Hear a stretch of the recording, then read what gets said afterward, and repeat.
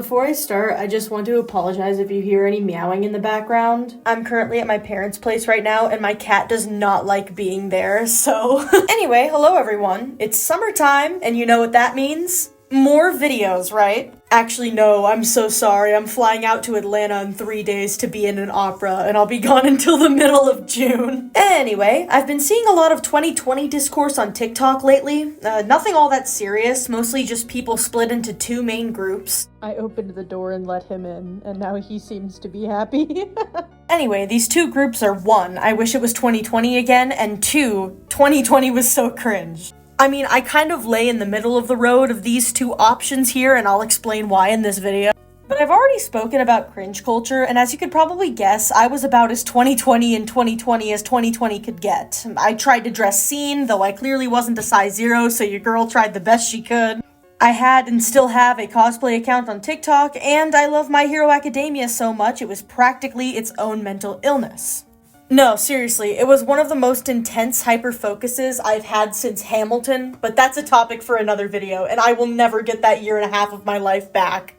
But yeah, you name it, I did it. I made battery acid, I watched haiku, I did the fucking makeup, and now that the dust is settled and people are finally clawing themselves out of the rubble for it, I feel like I have the right to talk about this shit. So, I'm Wet Blanket, and I talk about things I feel don't get enough attention on the commentary community. So, let's start a conversation. Okay, so oh my goodness. Look at this little attention whore. He's just an attention whore. Yeah, I got your ass. The beginning of 2020 was a bit fuzzy for me. I was working at a gas station one day in February when one of my coworkers was like, yeah, there's this new virus going around in Europe and Asia, but it probably won't get here. He was wrong. Okay, so lockdown was actually pretty good for me. As you can probably tell by the way I dressed in high school, I was bullied. So lockdown not only afforded me an opportunity to recover from the big meanie heads plaguing my life, but the lack of schoolwork allowed me to jump headfirst into creating art, and boy did it get fucking I started lockdown with a YouTube channel I ran with my brother. Brownie points if you can find it, and no, none of my siblings are allowed to comment below. Anyway, soon after that, I started cosplaying.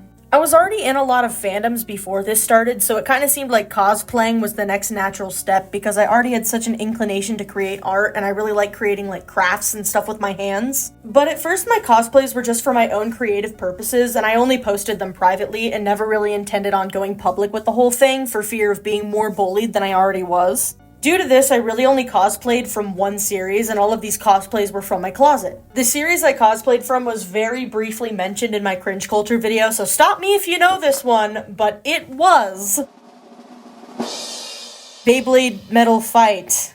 Now I know what you're saying. This bitch has gotta be kidding me. But no, unfortunately, or not unfortunately because I had a lot of fun and I don't give a fuck about what people think, Beyblade Metal Fight has been a long-standing special interest of mine.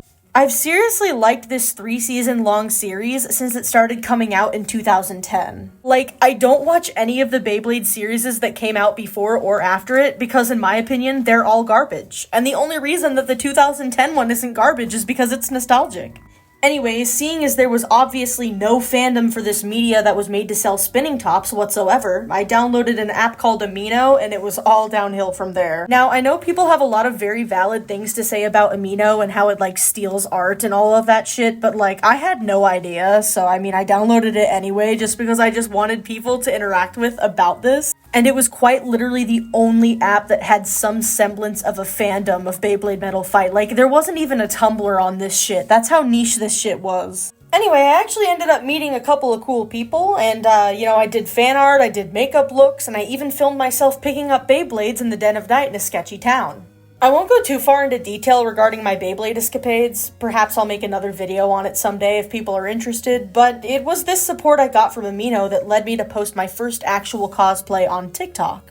So summer of 2020 was honestly mostly positive. Me and my brother would mask up and go to the mall at times, and all the time alone caused me to go deeper into my fandom-related obsessions. My first cosplay was Hop from Pokemon Sword and Shield, and as you can probably guess, I got around a total of 5 likes on those videos. But the seed was sown. I realized I loved making costumes and immersing myself in fictional worlds. Yeah, these days I kind of just cosplay when my friends want to do it and like recreationally, so I'm a bit of an Amazon cosplayer, I will not lie. But that is one of the few costumes that I built from scratch because the Amazon doesn't sell Hop from Pokemon cosplay. Like, nobody fucking sells that. I swear, I always just do like the most niche shit that like nobody wants to see, but it made me happy, so, you know, I wanted to do it. But yeah, I realized I actually have a love for making costumes and immersing myself further in fictional worlds, and looking back, I suppose it makes sense with the fact that I was a theater kid with a maladaptive daydreaming problem. Eventually, however, I decided to make a TikTok account dedicated to my cosplaying, and that's when the insanity hit. My Hero Academia. I started watching My Hero the same summer, and I was literally hooked immediately. I wasn't a huge anime fan before that, and had pretty much only watched, like, Naruto, Dragon Ball Z, and then Yuri on Ice. But that shit was literally crack to an insecure 16-year-old. I really saw Todoroki not pass his preliminary license exam the first time and went, oh my god, that's so me, because it took me 3 tries to pass my driver's test. It's obviously because I'm an Aquarius, guys, but I remember literally watching it for 8-hour stints and only taking breaks to go to work at the aforementioned gas station and to sleep. Suddenly, my life was flipped around in the most insane way. I had never had an interest that was actually, like, commonplace and, like, an interest that a lot of people were also interested in it, so, like, merch was actually a thing. Like I said, I built my Hop cosplay from the ground up, and I also remember, like, actually designing a Beyblade shirt and getting it made on custom ink because they just didn't exist. Sorry, my cat's purring like a menace right now. Suddenly, I was open to this new world where I was looking for My Hero merch first in any store I went to. It was my entire Instagram feed. I was even reading the manga because the show wasn't coming out fast enough for my taste. I mean, when you're watching it 8 hours a day, it's really easy to get through 4 seasons, which was all that was out at the time. Like, I feel bad for my friends at the time because it was all I could talk about. I was forcing everyone in my life to watch it, and I even made my fucking corgi watch it. But honestly, this was viewed as pretty normal in the larger eyes of the internet at the time. Like, I have no idea if it was because of the isolation or... Okay, yeah, it was totally the isolation. People were bored out of their minds, and they needed an action-packed distraction from staring at their walls all day, and anime was the perfect remedy for that. I mean, it's kind of hard to think your life sucks when you're watching a minor get the shit beaten out of them or people getting massacred by giants. Therefore, anime became cool and socially acceptable for the first time maybe ever. Companies were cashing out on that shit, and I was eating it up like bread and butter. All of my gas station paychecks were going to My Hero Academia, bro. It was awful. Like, I remember we even had artists like Megan Thee Stallion posting pictures of Deku on Instagram. Like, what a time to be alive. Also, quick side note, I didn't have to see other people, and this meant I couldn't compare myself to others. So 2020 is when I felt the best about myself and the most liberated in my fashion and my ways of expressing myself. Because of this, I started to branch out more with fashion, for better or for worse. First of all, I'm pretty sure I had at least 20 different My Hero t-shirts and hoodies, and I also had like 3 different snapback hats and countless amounts of jewelry, both homemade and store-bought, so that everybody within a 20-mile radius would know that I absolutely loved My Hero Academia. However, besides the intense amount of My Hero merchandise that I'm still working out of my wardrobe to this day, and I don't think it will ever completely be worked out, I'm so sorry. But I fell headfirst into the 2020 girl alt Penelope Scott pipeline and like fucking Leanna Firestone and like all of that shit, like Corpse Husband, like that was my shit, dude.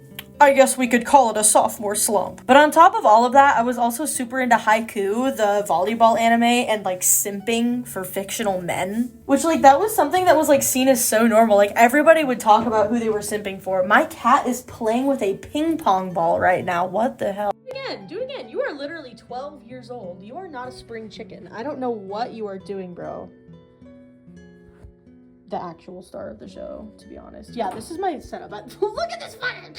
But yeah, I would always like simp for these fictional men, and this part's actually kind of a little sad because I was in an abusive relationship at the time and was definitely projecting it onto the fictional world, but boy did it make some goofy behavior. You would better believe I was watching all those top 10 anime characters that would like plus size women slideshows on TikTok like they were fucking crack. But yeah, I began cosplaying My Hero Academia like officially in December of 2020, and I ended up cosplaying 3 different characters from the show, the fan favorite definitely being Ochako. While this this all was happening, I regrettably got super into dyeing my hair. I would dye that shit multiple times a month, and I'm surprised it didn't all just fall out because I used Splat every single time for all of it.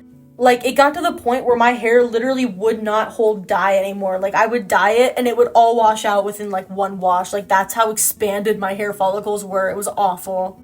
But none of this behavior changed when school was finally back in session again for my senior year. Okay, let me take you through an average day with me, and we'll call it like a day in the life of a 2020 teenage dirtbag or some shit. Anyway, I would wake up with my hair freshly dyed Kirishima red, complete with red dyed bedding. I would pack up all of my stuff and stop at a gas station for a sugar-free Monster before I drove over an hour at 5 a.m. to my welding class to get bullied by the hicks there. Side note, metalwork was actually super fun and I would totally do it again. Then I would go into the bathroom afterwards and dress into something like this, complete with bringing my $6 small hair curler from Walmart to fry the shit out of my already dead hair.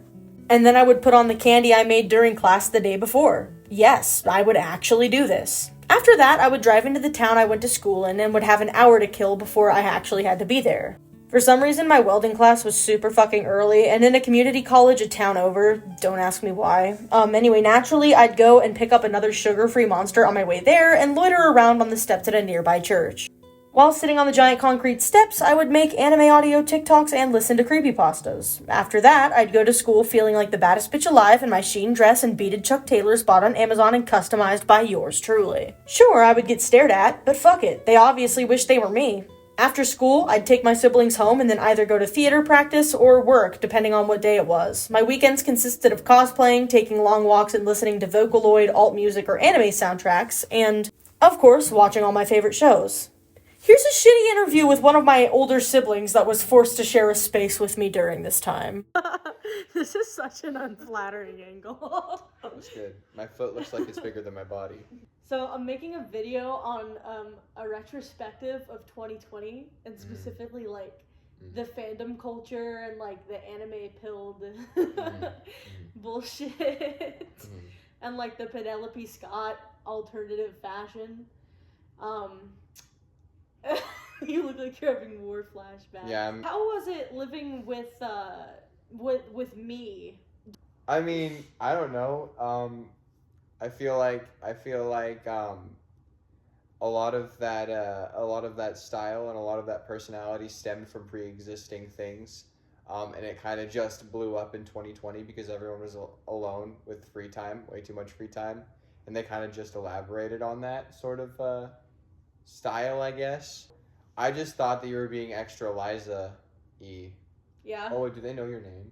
They do now. I thought you were being wetter blanket. Damp pillowcase, if you will. Much of that, like, still...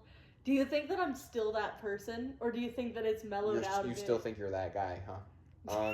I feel like when people such as yourself were exposed to the outside world again, a lot of the strength got diluted. All of the people that were living through that phase kind of conglomerated, and since then it's kind of died down, so I just think you're a slightly drier blanket now. I'm hungry. Well, that's great, buddy. And you know what? I was cringe, but I will be damned if I wasn't free, aside from the whole getting the shit abused out of me thing, but it had nothing to do with the way I was dressing. Let me just say this. The delusional anime-pilled fever dream of 2020 was such a welcome escape for me. In a way, it felt like I was finally allowing myself to be a child, and many of the interests I had then are interests I still have now, albeit less concentrated. I also like how much more accessible anime merch has become because of the uptake in fans creating more demand. We even have Sanrio shit in stores again, and that's something I really haven't seen since I was a small child in the early 2000s. Speaking of more demand, the anime selections on well-known streaming sites like Netflix actually are kind of good now. I mean, they just got My Hero and Jujutsu Kaisen on that shit, which honestly shocked me. Don't get me wrong, I'd still call myself a pretty casual anime fan, and I really only watch the popular shit, and like, if you have a problem with that, I'm sorry, but like, yeah. So, I mean, yeah, the 2020 era might have been a little cringeworthy, but also think there was a genuinely good impact that it's been having. People have been talking more seriously about cringe culture and targeting people, especially neurodivergent individuals, for their tastes and interests. And as a neurodivergent person myself, I hope this conversation continues. Yeah, there were especially concerning people online, especially a more intense concentration of them in the My Hero Academia community. Like, the person who literally spread their bodily fluids on a Bakugo poster for the world to see. But I mean, like, one, that exists in all fandoms in all time periods, lest we forget the people that loved Hetalia and used to actually dress up as Nazi soldiers for conventions because ooh Germany. Not excusing either of these genres of people's behavior at all because they still subjected other people to, like, seeing this stuff, but, like, those people are not a reflection of the entire fanbase or the source material, I believe. And two, now that we're finally having more nuanced conversations on interests and etiquette because of this concentrated period in time, I feel like people are more equipped not only to like what they like, but to do it in a way that's respectful to others, and that's something that I've always pushed for. So yeah, I kind of missed the freedom 2020 gave me to be unashamedly who I am, but it honestly just inspires me to take that to how I'm living today. Don't get me wrong, there were many problems, like, you know, the fact that we were in a global fucking pandemic, and I would never go back to that point in my life, but, you know, that's just my point. Why get mad at the way someone copes when the world is literally on fire? Why get mad at the way someone copes and enjoys themselves to begin with? If they aren't hurting anyone and they're just having fun, then who cares if they wear full 2020 alt gear while walking to the local grocery store to buy Pocky? At least motherfuckers aren't carrying around yaoi paddles anymore. I mean, that's a win. Hell, maybe you could learn a thing or two from people who aren't afraid to be a little cringe in the name of having a good time. And with that, I pretty much have said all that I've wanted to say. So, thanks for watching. And be cringe.